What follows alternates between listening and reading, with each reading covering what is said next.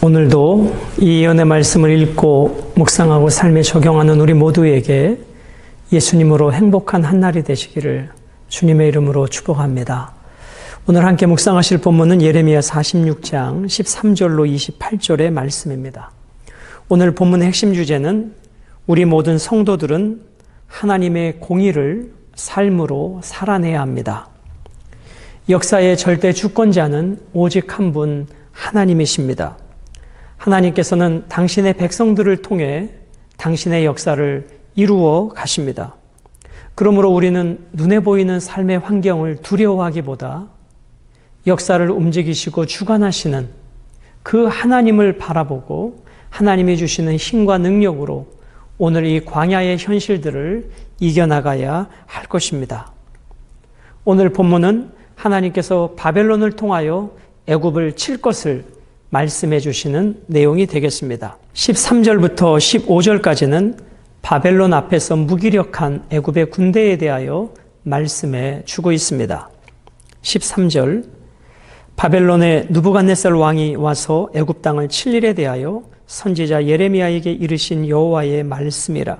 하나님께서는 바벨론을 통하여 역사의 주권자로서 이스라엘뿐만 아니라 애굽, 모압, 암몬 이런 주변의 나라들을 하나님의 역사의 주권자로서 심판하실 것을 말씀하셨죠.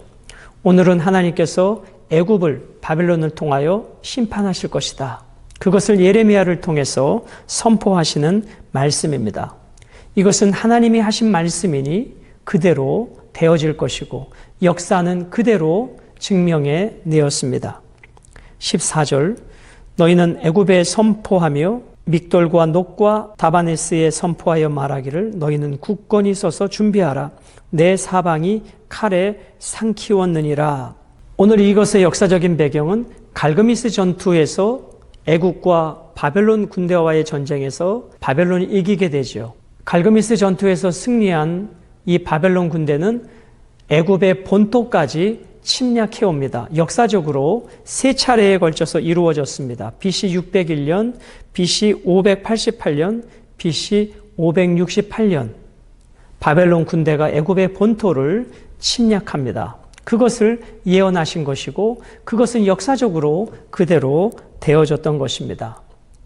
애굽의 중요한 지역 믹돌, 높, 다바네스, 너희는 굳건히 서서 준비하라. 무슨 말입니까?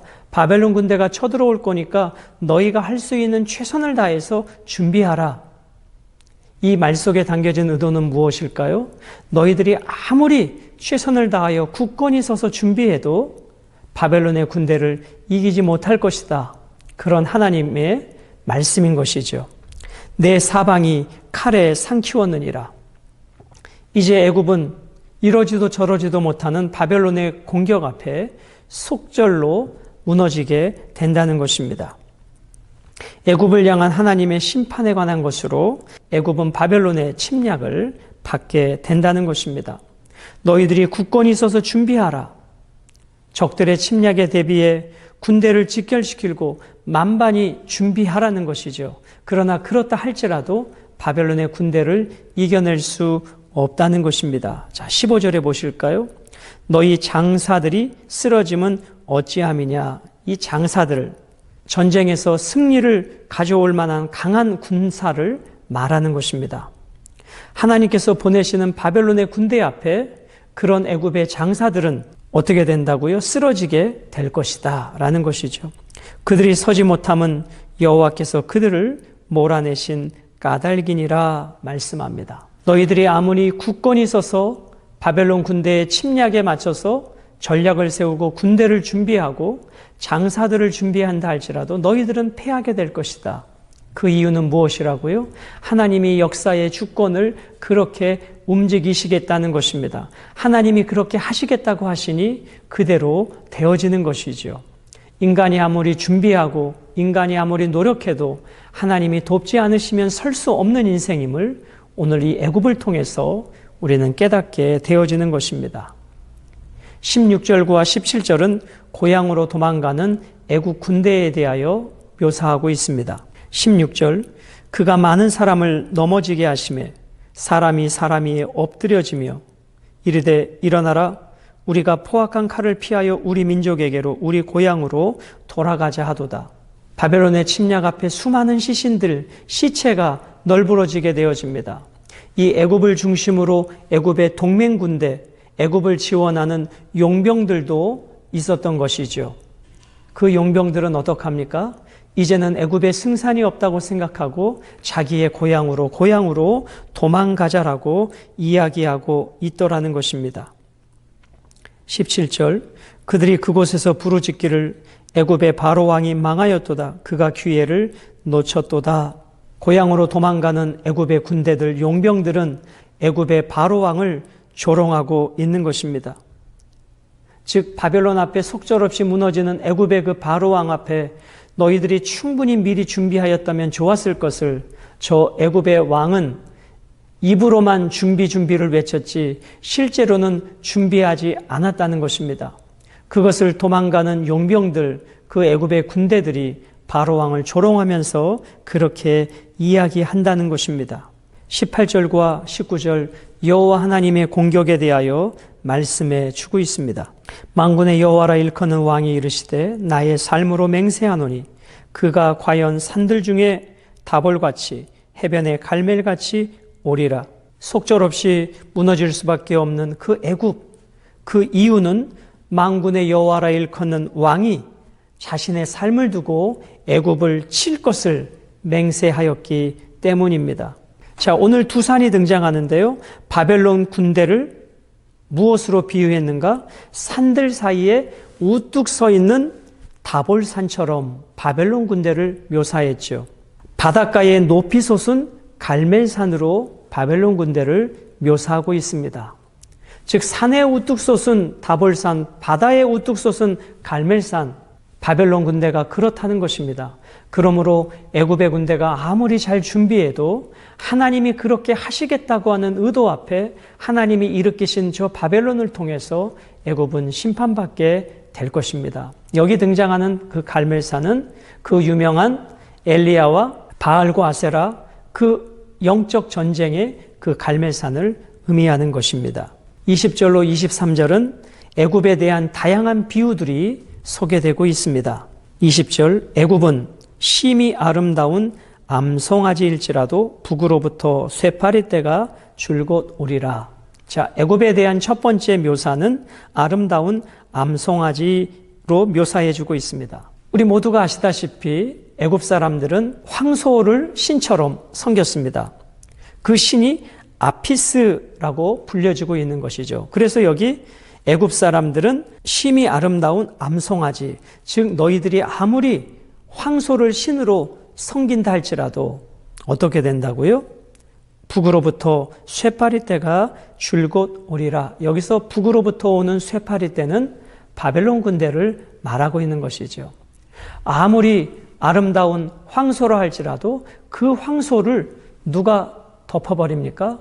쇠파리들이 덮어버릴 것이다. 즉 바벨론의 군대 앞에 너희들이 아무리 아름다운 황소일지라도, 즉 너희들이 의지하는 애굽의 신이 너희를 지켜줄 수 없다, 그런 의미인 것입니다. 자, 두 번째 비유를 21절에 한번 보실까요? 21절 또 그 중에 고용꾼은, 자, 용병들이죠. 살찐 수송아지 같아서 돌이켜 함께 도망하고 서지 못하였나니 재난의 날이 이르렀고 벌 받는 때가 왔음이라. 자, 그 중에 고용꾼은 살찐 수송아지 같다. 자, 식용으로 살을 찌워서 잡아먹기 위해서 키운 그 살찐 송아지, 그들 같아서 뭐 된다고요? 함께 도망하고 서지 못하였다. 자기들 살기에, 자기들의 목숨 지키기에 급급한 용병들을 묘사해 주고 있습니다. 그들은 도망가게 될 것이다. 그 다음에 세 번째 비유 22절 애굽의 소리가 뱀의 소리 같으리니 이는 그들의 군대가 벌목하는 자같이 도끼를 가지고 올 것임이라. 자, 도망가는 애굽의 군대를 무엇으로 또 비유하고 있습니까? 뱀의 소리 같은 것으로 비유합니다. 여러분, 벌목꾼들이 나무를 벨 때 그 벌목꾼들이 두려워 도망가면서 내는 그 뱀소리, 바로 그것이 지금 애굽의 처지다. 바벨론의 군대 앞에서 도망가는 것이 너희들의 처지가 될 것이다. 여러분, 애굽의 왕 바로의 왕관에는 늘 뱀이 새겨져 있었지 않습니까? 그래서 모세가 지팡이를 던졌을 때 뱀이 되고 뱀을 꼬리를 잡았을 때 다시 지팡이가 된 것은 하나님께서 애굽을, 바로를 모세의 손에 붙여주시겠다고 하시는 하나님의 약속이었습니다. 그러므로 지금 이것은 아무리 애굽의 군대, 그들이 잘 준비하였다 할지라도, 그들이 믿는 아피스라고 하는 신을 섬긴다 할지라도 결국 하나님이 예비하신 역사 앞에 애굽은 무너지게 될 것이다 라는 것을 말씀해 주고 있는 것입니다. 자, 24절부터 26절까지는 이렇게 하나님의 징계로 애굽이 수치를 당하지만 회복될 것이다, 애굽의 회복에 대하여 말씀해 주고 있습니다. 24절, 딸 애굽이 수치를 당하여 북쪽 백성의 손에 부침을 당하리로다. 자, 북쪽 백성은 바벨론을 말하고 있죠. 25절, 만군의 여호와 이스라엘의 하나님께서 말씀하시니라. 보라, 내가 노예 아몬과 바로와 애굽과 애굽 신들과 왕들 곧 바로와 및 그를 의지하는 자들을 벌할 것이다. 하나님이 아니라 바로와 그 애굽 사람들이 섬기는 모든 신들로 인하여 그 우상들로 인해서 하나님께서 애굽을 심판하실 것이다. 그렇게 말씀하시는 것이죠. 26절, 내가 그들의 생명을 노리는 자의 손 곧 바벨론의 느부갓네살 왕의 손과 그 종들의 손에 넘기리라. 그럴지라도 그 후에는 그 땅이 이전같이 사람 살 곳이 되리라. 여호와의 말씀이니라. 애굽도 우상 숭배로 인하여 채찍으로 쓰시는 바벨론 앞에 심판받을 것이다. 그러나 그때가 지나면 다시 너희들이 애굽 땅에 돌아와 사는 때가 오게 될 것이다. 애굽에 대하여 회복을 말씀하십니다. 끝으로 27절과 28절은 이스라엘을 향한 구원의 말씀입니다. 27절, 내 종 야곱아 두려워하지 말라. 이스라엘아 놀라지 말라. 보라, 내가 너를 먼 곳에서 구원하며 내 자손을 포로는 땅에서 구원하리니 야곱이 돌아와서 평안하며 걱정 없이 살게 될 것이다. 하나님은 이스라엘 백성들에게 두 가지를 약속하십니다. 첫 번째로 너희들이 포로로 끌려간다 할지라도 다시 돌아와 이곳으로, 고향 땅으로, 선민의 땅으로 돌아오게 해주실 것이다 라는 것이죠. 28절, 여호와의 말씀이니라. 내 종 야곱아, 내가 너와 함께 있나니 두려워하지 말라. 내가 너를 흩었던 그 나라들은 다 멸할지라도 너는 사라지지 아니하리라. 내가 너를 법도대로 징계할 것이요 결코 무지한 자로 여기지 아니하리라 하시니라. 자, 첫 번째는 포로된 땅에서 고향 땅으로 돌아오게 해주실 것이다. 두 번째, 너희를 괴롭힌 원수들을 내가 다 심판할 것이다. 이것이 하나님 아버지의 약속입니다. 그러나 지금은 너희들이 우상 숭배하고 삶에 만연된 우상 숭배와 의도적 불순종으로 인하여 하나님 앞에 범죄하였기에 하나님의 법도대로 일시적인 징계와 고난은 당하게 될 것이다 라고 말씀해 주고 있는 것입니다. 오늘 본문을 통해서 우리는 어떠한 하나님을 만날까요? 역사의 주권자이신 하나님, 당신의 백성들을 징계하시지만 회복시키시는 하나님, 그리고 두려워하지 말라고 내가 너희의 보호자가 될 것을 말씀해 주고 있는 것입니다. 그러나 하나님의 아무리 거룩한 백성이라 할지라도 우상 숭배와 불순종의 범죄 앞에 하나님의 경고에도 돌아오지 않는 자들은 하나님의 공의로 징계하신다는 것을 우리는 기억해야 할 것입니다. 오늘도 하나님은 역사 가운데, 우리의 삶 가운데 일하고 계십니다. 오늘 하나님께서는 애굽을 심판하시면서도 내 딸 애굽으로 말씀하시고, 하나님께서는 이스라엘을 심판하시면서도 내 종이라고 말씀해 주고 있습니다. 두려워하지 말라고 말씀해 주고 계십니다. 이것이 아버지의 마음인 것입니다. 여러분, 신앙생활이란 무엇일까요? 어느 분의 글을 읽어보니까 신앙생활이란 보호자와 함께하는 인생길이다, 그렇게 멋진 표현을 썼습니다.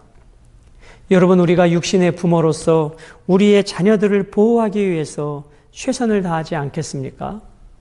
그러므로 나에게 보호자가 있다는 것은 너무나 안전하고 든든합니다.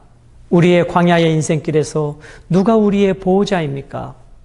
바로 창조주 하나님, 역사의 주권자 하나님, 나의 모든 필요를 아시는 그분께서 우리의 보호자시니 우리가 광야의 길에서 무엇을 입을까 먹을까 마실까 염려하지 마는 것은 보호자이신 그분께서 공급해 주시기 때문입니다. 오늘도 우리는 그분을 신뢰하며 우리에게 주어진 삶의 자리에서 성실하고 최선을 다하여 하나님의 영광을 위하여 함께 달려가시는 복된 한날이 되시기를 주님의 이름으로 축복합니다.